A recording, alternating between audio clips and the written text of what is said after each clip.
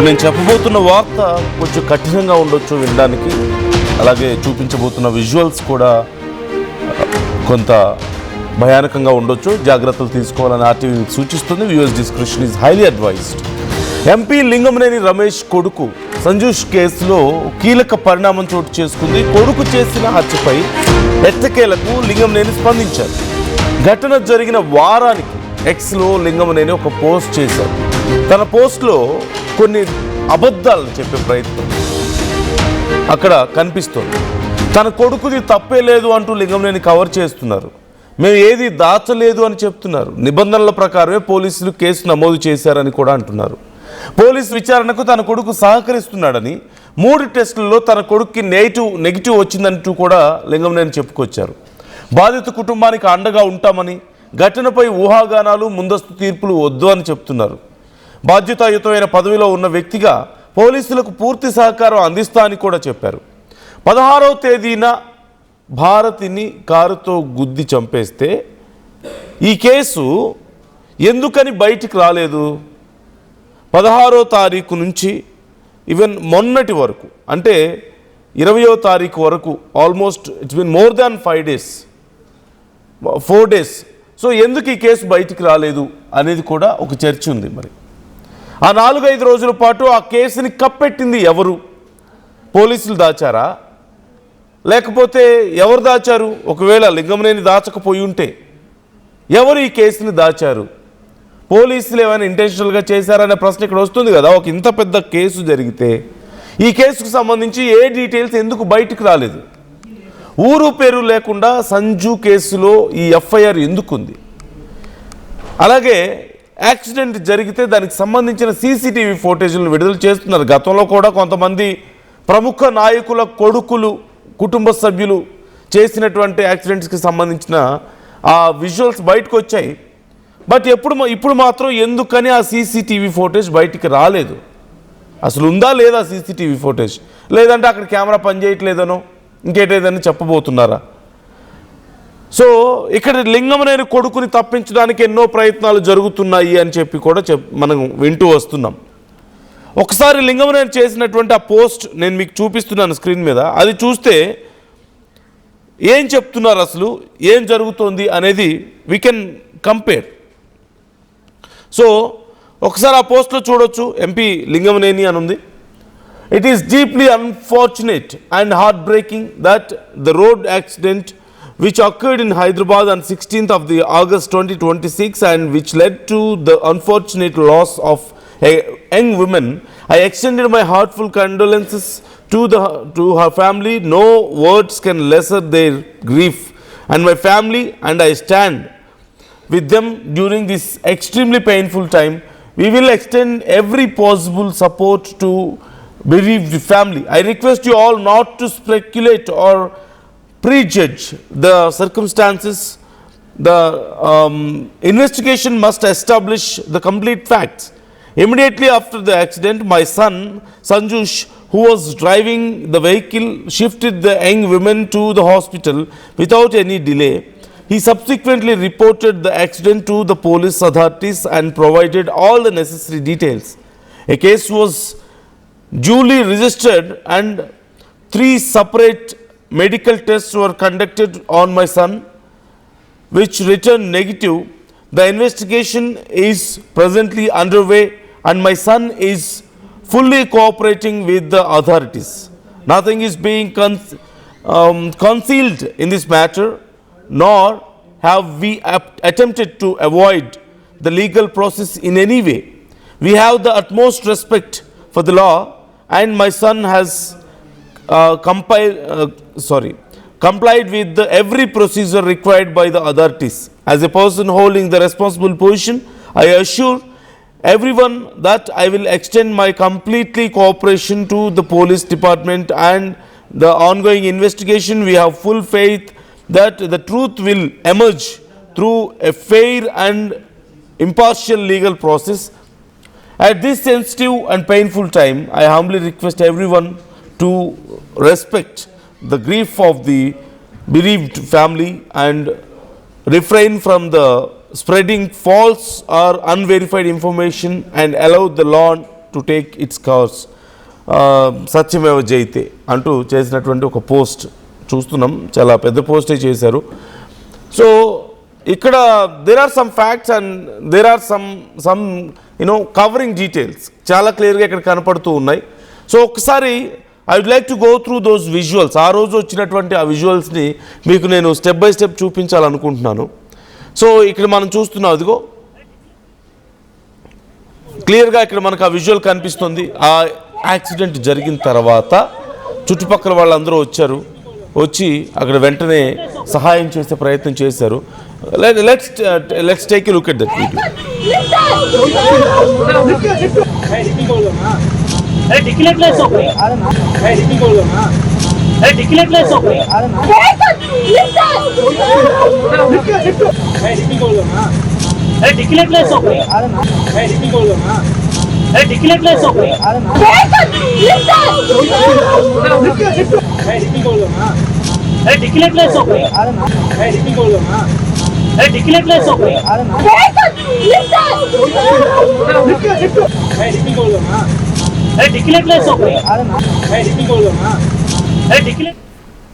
So ఇక్కడ మనం చూస్తున్నాం, ఆ ఇన్సిడెంట్ జరిగిన తర్వాత చుట్టుపక్కల వాళ్ళందరూ వచ్చి వెంటనే సహాయం చేసే ప్రయత్నం చేశారు. కాకపోతే అప్పటికే ఆ యువతి ప్రాణాలు కోల్పోయింది అంటూ కూడా వాళ్ళు అక్కడ మాట్లాడడం మనకు కనిపిస్తుంది. అండ్ ఆ రక్తపు మడుగులో ఆ యువతి పడి ఉండడం, పక్కనే తన ఫ్రెండ్ ఒక అమ్మాయి కనిపిస్తుంది. పాపం ఏడుస్తూ ఏం చేయాలో అర్థం కాని ఒక గందరగోళ పరిస్థితుల్లో, దిక్కుతోచని స్థితిలో ఆ యువతి అక్కడ ఏడవడం మనకు కనిపిస్తుంది. మరోవైపు ఎలాంటి చలనం లేకుండా ఆ రక్తపు మడుగులో పడి ఉన్నటువంటి యువతిని మనం చూస్తున్నాం. అండ్ నెక్స్ట్ సంజూస్కి అక్కడ టెస్టులు చేశారు అధికారులు. ఒకసారి I would like to show you that video while testing. తను ఏమంటున్నారో అక్కడ ఎలా ఉంది అనేది ఒకసారి నేను చూపిస్తాను. ఏం పేరు బాబు? ఎల్ సంజూష్. ఏజ్ 21. పెట్టు होगा हमारे उसका वो गाली बैठी हुई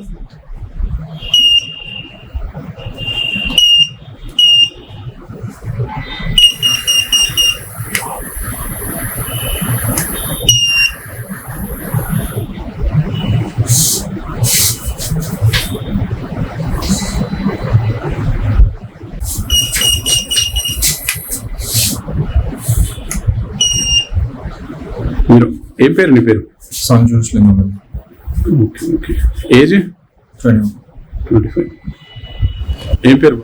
సో మనం చూస్తున్నాం ఆ తర్వాత 3 టెస్టులు జరిగాయి అంటున్నారు. ఒకటి ఖచ్చితంగా ఆల్కహాల్ తీసుకున్నారా లేదా అని టెస్ట్ చేయడానికి అవకాశం ఉంటుంది. సమ్ అదర్ డోప్ టెస్టులు కూడా జరిగి ఉండొచ్చు, సమ్ డ్రగ్స్ రిలేటెడ్ టెస్టులు కూడా జరిగి ఉండొచ్చు. సో అన్ని టెస్టులు కూడా నెగిటివ్ వచ్చాయని చెప్తున్నారు లింగంనేని. ఒకవేళ ఈ అంశాలను మనం పరిగణలోకి తీసుకుంటే టెస్టులు జరిగాయి, అంతవరకు కరెక్టే. ఆ తర్వాత యాక్సిడెంట్ జరిగిన తర్వాత వెంటనే అక్కడే ఉన్నాడు, ఏం పారిపోలేదు, అక్కడి నుంచి పారిపోలేదు అని చెప్పి కూడా చెప్తున్నారు. ఓకే, అది కరెక్టే అనుకుందాం. కాకపోతే ఎప్పుడు జరిగింది ఇన్సిడెంట్? 16వ తారీఖున జరిగింది. మరి 16వ తారీఖున జరిగిన యాక్సిడెంట్కి సంబంధించి ఎందుకని 20వ తారీఖు వరకు సమాచారం బయటికి రాలేదు? 4 రోజులు పైగా గడిచిపోతే ఆ సమాచారం ఎందుకు బయటికి రాలేదు? ఇంత దారుణం జరిగి, ఇంత దారుణమైన యాక్సిడెంట్ జరిగి ఒక యువతి ప్రాణాలు కోల్పోతే దీనికి సంబంధించిన సమాచారం ఎందుకు బయటికి రాలేదు? ఎవరు దాచారు ఇక్కడ అనేది తెలియాలి. రెండోది where is that CC camera footage? జనరల్గా ఇలాంటి ఇన్సిడెంట్ జరిగినప్పుడు, ఈవెన్ మనం గతంలో కొన్ని యాక్సిడెంట్స్కి సంబంధించి పెద్ద సెలబ్రిటీసే, I'm not going to give that names again, పెద్ద సెలబ్రిటీసే కొంతమంది యాక్సిడెంట్స్ చేసినా, సో కాల్డ్ కొంతమంది మంత్రుల కొడుకులు యాక్సిడెంట్స్ చేసినా సరే అప్పుడు మాత్రం ఆ ఫోటేజ్ బయటకు వచ్చింది. డైరెక్ట్గా వెళ్ళి మెట్రో పిల్లర్స్ని గుద్దిన వాళ్ళు ఉన్నారు, ఇంకా చాలా రకాల యాక్సిడెంట్స్ చేసిన వాళ్ళు ఉన్నారు, బైక్స్ మీద పడ్డవాళ్ళు. దానికి సంబంధించిన ఫోటేజ్ బయటకు వచ్చింది. కానీ దీనికి సంబంధించిన ఫోటేజ్, సీసీ కెమెరా ఫోటేజ్ ఎక్కడా అనే ప్రశ్న ఇప్పుడు వస్తుంది. ఎవరు బయట పెట్టడం లేదు, దీన్ని బయట పెట్టడం లేదా, పెట్టనివ్వడం లేదా. మరోవైపు ఈ కేసుకు సంబంధించి నమోదైనటువంటి ఎఫ్ఐఆర్లో కూడా ఊరు పేరు లేకుండా ఏదో తూతు మంత్రంగా నమోదు చేశారు. మొన్న రాజమండ్రి కేసుకి సంబంధించి కూడా ఇలాంటి ఎఫ్ఐఆరే మనం చూసాం మొదట్లో. సో ఇప్పుడు ఇక్కడ కూడా ఇలాంటిదే నమోదు చేశారు అని చెప్తున్నారు. సో ఎందుకని ఎఫ్ఐఆర్ ఇంకెవరైనా చేస్తుంటే, ఇంకెవరి విషయంలో అయినా జరిగితే ఇలాగే నమోదు చేస్తారా? సో ఏం జరుగుతుంది ఇక్కడ? అదిగో ఎఫ్ఐఆర్ మనకు కనిపిస్తుంది చూడండి. సంజూషన్ రాశారు. సో తను ఎక్కడ అసలు అతని డీటెయిల్స్ ఏవి అక్కడ? Is this FIR? అసలు ఎఫ్ఐఆర్ ఇలా ఉంటుందా? Where is the detail? అతని ఏజ్ లేదు, అతని సర్నేమ్ ఎక్కడ? అసలు సంజూష్ అనే వ్యక్తికి సర్నేమ్ ఎక్కడుంది? సర్నేమ్ లేదా అక్కడ? కనీసం మిగతా డీటెయిల్స్ ఏమైనా కనిపిస్తున్నాయా? Where is his father details? అతని ఫాదర్ నేమ్ అక్కడ ఎందుకు రాయలేదు? ఆక్యుపేషన్ ఎందుకు రాయలేదు? కనీసం జెండర్ రాయలేదు. తర్వాత ఏజ్ కానీ, అడ్రస్, తనకు అడ్రస్ లేదా? సంజూష్ అనే వ్యక్తికి ఆస్టన్ మార్టిన్ కార్ డ్రైవ్ చేస్తున్న ఒక పర్సన్కి అడ్రస్ లేదా? ఫోన్ నంబర్ లేదా? ఒక పిన్ కోడ్ లేదా? ఏవి డీటెయిల్స్ లేవా? ఈమెయిల్ లేదా? Still is driving Aston Martin. మరి ఏమైపోయినాయి ఆ డీటెయిల్స్ అన్నీ? అసలు దీన్ని ఎఫ్ఐఆర్ అని ఎవరైనా అంటారా? మళ్ళీ ఇక్కడ మేమేమీ కవర్ చేయడం లేదు, ఏమీ దాచడం లేదు, వీఆర్ సో ట్రాన్స్పరెంట్ అని చెప్పుకునే ప్రయత్నం చేస్తున్నారు. Is this the transparency? ఇప్పుడు ఖచ్చితంగా పోలీసుల వ్యవహార శైలి మీద కూడా ఇక్కడ అనుమానాలు వస్తున్నాయి. ఏవైనా ఒత్తిళ్ళు ఉన్నాయా మీ మీద? కృష్ణమోహన్ జాయిన్ అవుతున్నారు, మా ఏపీ ఇన్పుట్ ఎడిటర్. కృష్ణమోహన్, ఈ కేసులో మేమేమీ దాచడం లేదు, అంతా బాగా జరుగుతుంది, బాధితుల కుటుంబాన్ని చూపించి కొంత సింపతిని చూపించే ప్రయత్నం, ఇక్కడ సింపతి గేమ్ ఆడే ప్రయత్నం జరుగుతుందా? అంటే బాధితులు చాలా బాధలో ఉన్నారు, వాళ్ళ బాధను మనం అర్థం చేసుకోవాలి, వాళ్ళకి ఈ టైంలో సపోర్ట్గా ఉండాలి అని చెప్పి మాట్లాడుతున్నారే తప్ప ఆ ఎఫ్ఐఆర్ డీటెయిల్స్ ఏమయ్యాయి? సీసీ కెమెరా ఫోటేజ్ ఏమైంది? జరిగిన ఇన్సిడెంట్ 4-5 రోజుల వరకు ఎందుకు బయటికి రాలేదు? ఇవన్నీ ఎందుకని ఎవరు మాట్లాడడం లేదు. ఇప్పుడు దీని గురించి, ఈ కేసు గురించి లింగమనేని కూడా ఒక పోస్ట్ చేశారు. ఆ పోస్ట్లో మరి ఈ డీటెయిల్స్ ఏం లేవు కదా. ఏం జరుగుతుంది అసలు ఈ కేసులో కృష్ణమోహన్? మొత్తం మీద చాలా రోజుల తర్వాత లింగమనేని ఒక ప్రజాప్రతినిధి, రాజ్యసభ ఎంపీ, బేసిక్ గా ప్రజలకు జవాబుదారీతనంగా ఉండాల్సిన ఒక రాజకీయ నేత మొత్తం మీద తన కుమారుడు వ్యవహారంలో కట్టకేలకు నోరు కదిపారు. నోరు కూడా కాదు, ఆయన ఒక నోటుని రిలీజ్ చేసే ప్రయత్నం అయితే చేశాడు. ఈ నోట్ లో క్లియర్ గా చెప్పాడు, నా కొడుకు దురదృష్టవశాత్తు ఆ అమ్మాయి ప్రాణం పోయింది, అయితే వెంటనే కుమారుడు హాస్పిటల్ కి తరలించే ప్రయత్నం చేశారు. వాళ్ళు నిజంగానే ఇది అన్ఎక్స్పెక్టెడ్, మేము ఎవరు వ్యవహారం మీద బాధపడుతున్నాం అని ఆయన చెప్పుకొచ్చే ప్రయత్నం అయితే చేశారు. బాధితులకి అండగా ఉంటాం, మేము ఎక్కడికి పోలేదు, మా కుమారుడు పోలీసులకి అప్డేట్ లో ఉన్నారు, ఆయన పూర్తిగా సహకరిస్తారు. ఇప్పటికీ 3 టెస్టులు చేశారు, లిక్కర్ టెస్ట్ చేశారు, తర్వాత ఇతరకి సంబంధించిన 3 రకాల టెస్టులు చేశారు, మేమేమి ఎక్కడికి పారిపోలేదు, పూర్తిగా సహకరిస్తున్నాం అనేది లింగమనేని తరఫున లింగమనేని పేరు మీద ఒక స్టేట్మెంట్ అయితే రిలీజ్ అయింది. అంటే ఇంత బాధ్యత దాదాపుగా ఆంధ్రప్రదేశ్ 2 ఉభయ రాష్ట్రాలు, తర్వాత నేషనల్ మీడియా, ఇదంతా అయిన తర్వాత ఆ బాధ్యత ఇప్పుడు గుర్తొచ్చింది ప్రజలకి. అంటే బేసిక్ గా ఒక ఎంపీ కావచ్చు, లేకపోతే రాష్ట్రపతి ఎంపీ కావచ్చు, లేదా సామాన్యుడు ఎవరైనా వ్యవహారం జరిగితే పోలీసులు ఏ విధంగా రియాక్ట్ అవుతారో మనం పూర్తిగా తెలుసు. సాధారణంగా పోలీసులు కూడా నిన్న రియాక్ట్ అయ్యారు. రితురాజ్ కూడా నిన్న, ఏసీపీ కూడా, డీసీపీ కూడా నిన్న చాలా క్లియర్ గా ఆమె నిన్న ప్రెస్ మీట్ పెట్టి హడావిడిగా మేము ఇది హిట్ అండ్ రన్ కేసులోనే చూస్తున్నాం, తప్పితే వేరే కేసులో చూడడం లేదు, ఈ కేసులో వేరే ఆలోచన లేదు, అవసరమైతే రిపోర్ట్స్ వచ్చిన తర్వాత మేము వీటిని మార్చే ప్రయత్నం చేస్తాం, అవసరమైతే కేసుని సెక్షన్స్ మార్చే ప్రయత్నం చేస్తామని చెప్పి చెప్పాం.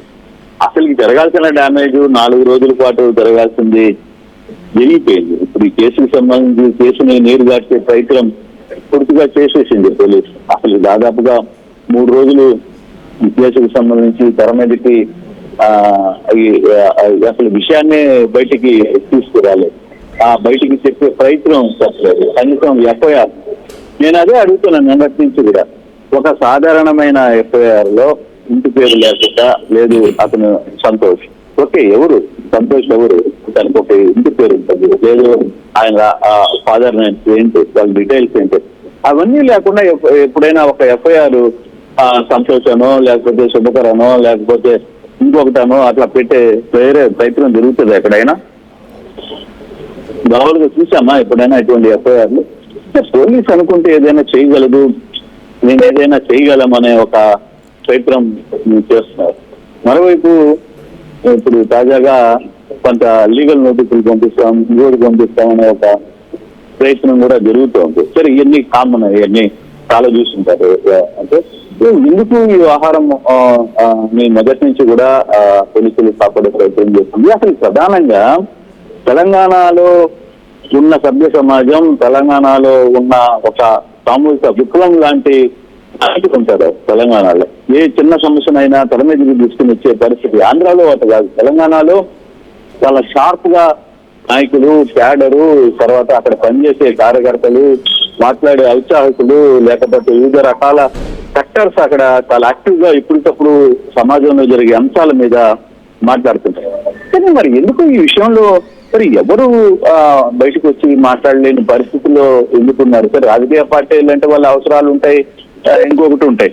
కానీ ఒక తెలంగాణ లాంటి ఉద్యమాన్ని నడిపి తెలంగాణ రాష్ట్రం కోసం నడుం బిగించి తెలంగాణ రాష్ట్రాన్ని తెర మీదకి వచ్చే విధంగా చేసి పోరాటం చేసిన విద్యార్థులు కావచ్చు, యువత కావచ్చు, ఎందుకు మరి అసలు మీద స్పందించలేకపోవడమే నిజంగానే ఆశ్చర్యాన్ని కలిగిస్తుంది.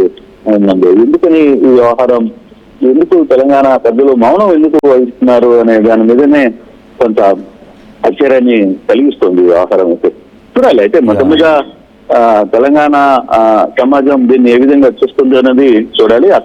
ఇప్పుడు దాకా ఎందుకు ఇంకా పూర్తి స్థాయి సీసీ ఫుటేజ్లు ఆయన అంత వేగంలో ఉన్నాడు, అతని మీద ఎటువంటి ఇష్యూస్ ఉన్నాయి ఏంటి అనేది ఇప్పుడు దాకా ఎందుకు చెప్పలేదు అనే అంశాన్ని కూడా చూడాల్సిన పరిస్థితి కనబడుతుంది.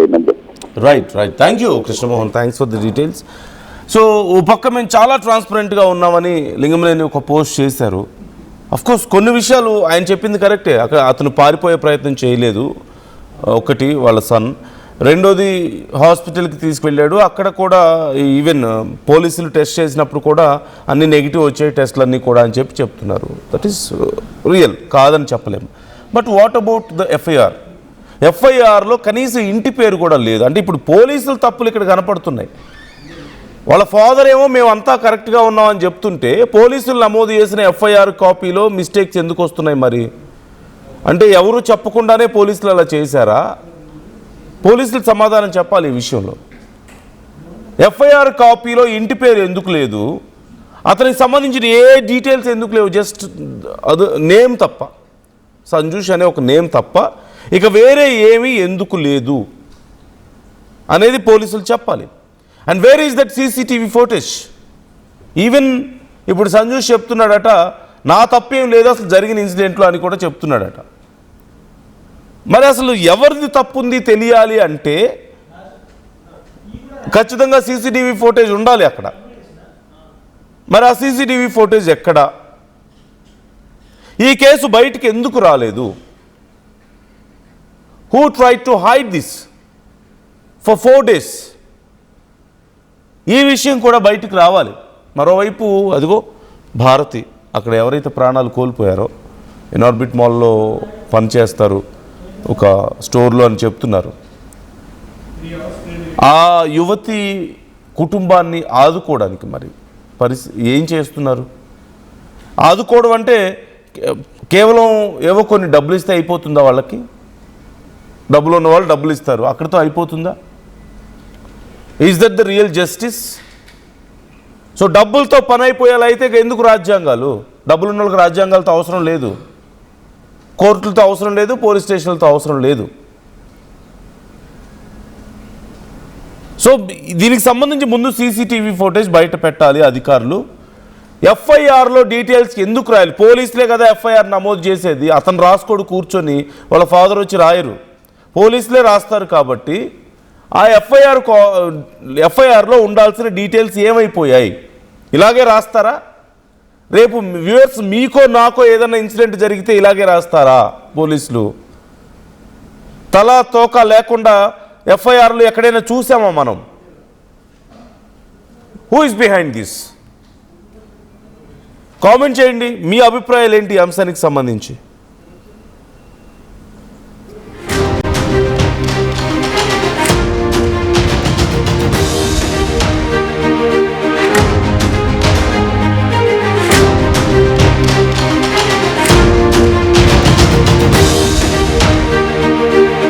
టోర్నమెంట్ ముందు పెయింట్ ఎలా చేస్తాం?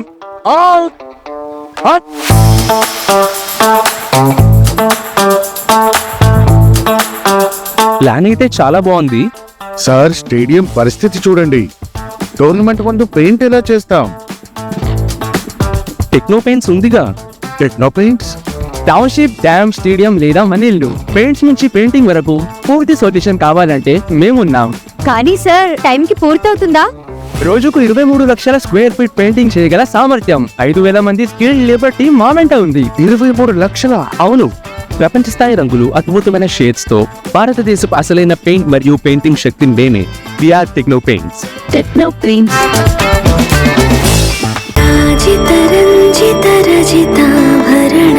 Pure in its form with grace made noble.